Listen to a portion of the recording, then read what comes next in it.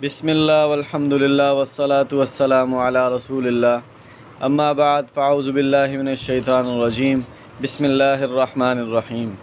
نوجوان وزیر اور بادشاہ کے 3 سوال۔ ایک دن بادشاہ کا موڈ اچھا تھا۔ وہ نوجوان وزیر کی طرف مڑا اور مسکرا کر پوچھا، تمہاری زندگی کی سب سے بڑی خواہش کیا ہے؟ وزیر شرما گیا، اس نے منہ نیچے کر لیا۔ بادشاہ نے کہا لگایا اور بولا، تم گھبراؤ مت، بس اپنی زندگی کی سب سے بڑی خواہش بتاؤ۔ وزیر گھٹنوں پر جھکا اور عاجزی سے بولا، حضور آپ دنیا کی خوبصورت ترین سلطنت کے مالک ہیں۔ میں جب بھی یہ سلطنت دیکھتا ہوں تو میرے دل میں خواہش پیدا ہوتی ہے، اگر اس کا 10واں حصہ میرا ہوتا تو میں دنیا کا خوش نصیب ترین شخص ہوتا۔ وزیر خاموش ہو گیا۔ بادشاہ نے کہا لگایا اور بولا، میں اگر تمہیں اپنی آدھی سلطنت دے دوں تو؟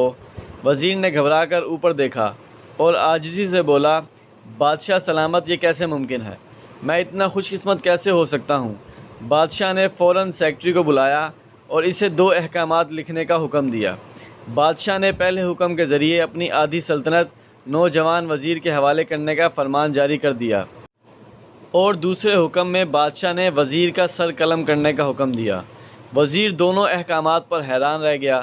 بادشاہ نے احکامات پر مہر لگائی اور وزیر کی آنکھوں میں آنکھیں ڈال کر بولا، تمہارے پاس 30 دن ہیں، تم نے ان 30 دنوں میں صرف 3 سوالوں کے جواب تلاش کرنا ہے۔ تم کامیاب ہو گئے تو میرا دوسرا حکم منسوخ ہو جائے گا اور تمہیں آدھی سلطنت مل جائے گی، اور اگر تم ناکام ہو گئے تو پہلا حکم خارج ہو جائے گا اور دوسرے حکم کے مطابق تمہارا سر اتار دیا جائے گا۔ وزیر کی حیرت پریشانی میں بدل گئی۔ بادشاہ نے اس کے بعد فرمایا، میرے 3 سوال لکھ لو۔ وزیر نے لکھنا شروع کر دیا۔ بادشاہ نے کہا، انسان کی زندگی کی سب سے بڑی سچائی کیا ہے؟ اور پھر بادشاہ بولا، دوسرا سوال، انسان کی زندگی کا سب سے بڑا دھوکہ کیا ہے؟ اور وہ رکا اور پھر بولا، تیسرا سوال، انسان کی زندگی کی سب سے بڑی کمزوری کیا ہے؟ بادشاہ نے اس کے بعد نکالے پر چوٹ لگوائی اور آواز بلند فرمایا، تمہارا وقت شروع ہوتا ہے اب۔ وزیر نے دونوں پروانے اٹھائے اور دربار سے دوڑ لگا دی۔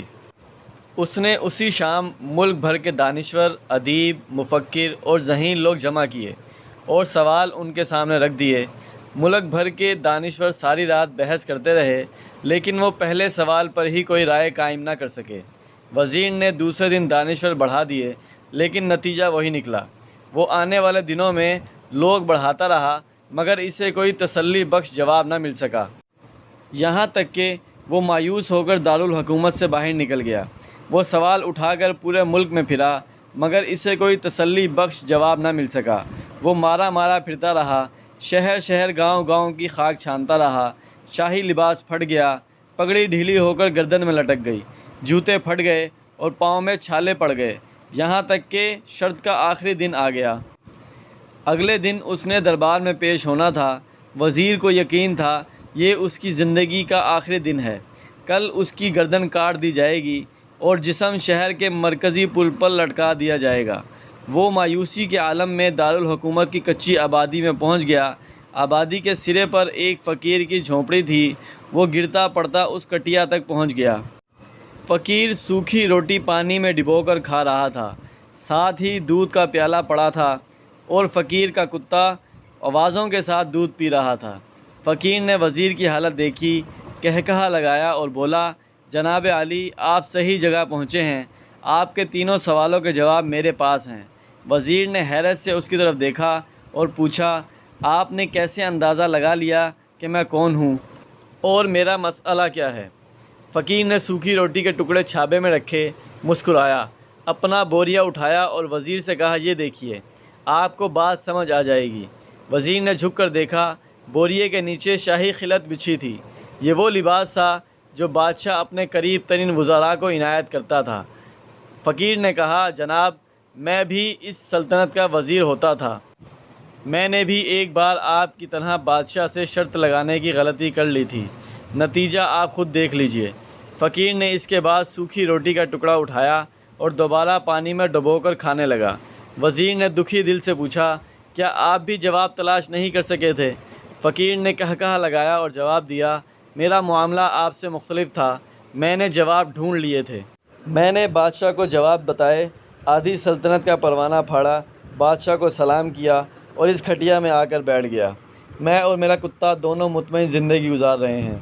وزیر کی حیرت بڑھ گئی، لیکن یہ سابق وزیر کی حماقت کے تجزیے کا وقت نہیں تھا، جواب معلوم کرنے کی گھڑی تھی۔ چنانچہ وزیر فریادی بن گیا اور اس نے فقیر سے پوچھا، کیا آپ مجھے سوالوں کے جواب دے سکتے ہیں؟ فقیر نے جواب دیا، ہاں، میں پہلے 2 سوالوں کا جواب مفت دوں گا، لیکن تیسرے جواب کے لیے تمہیں قیمت ادا کرنی ہوگی۔ وزیر کے پاس شرط ماننے کے سوا کوئی چارہ نہیں تھا، اس نے فوراً ہاں میں گردن ہلا دی۔ فقیر بولا، دنیا کی سب سے بڑی سچائی موت ہے، کوئی بھی انسان وہ اس سچائی کو نہیں جھٹلا سکتا۔ اور پھر بولا، انسان کی زندگی کا سب سے بڑا دھوکہ خود زندگی ہے۔ ہم میں سے ہر شخص زندگی کو دائمی سمجھ کر اس کے دھوکے میں آ جاتا ہے۔ فقیر کے دونوں جواب ناقابل تردید تھے۔ وزیر سرشار ہو گیا۔ اس نے اپنے تیسرے جواب کے لیے فقیر سے شرط پوچھی۔ فقیر نے کہکہا لگایا اور کتے کے سامنے سے دودھ کا پیالہ اٹھایا اور وزیر کے ہاتھ میں دے دیا اور کہا، میں آپ کو تیسرے سوال کا جواب اس وقت دوں گا جب آپ یہ دودھ پیو گے۔ وزیر کے ماتھے پر پسینہ آ گیا۔ اس نے نفرت سے پیالہ زمین پر رکھ دیا۔ وہ کسی قیمت پر کتے کا جھوٹا نہیں پینا چاہتا تھا۔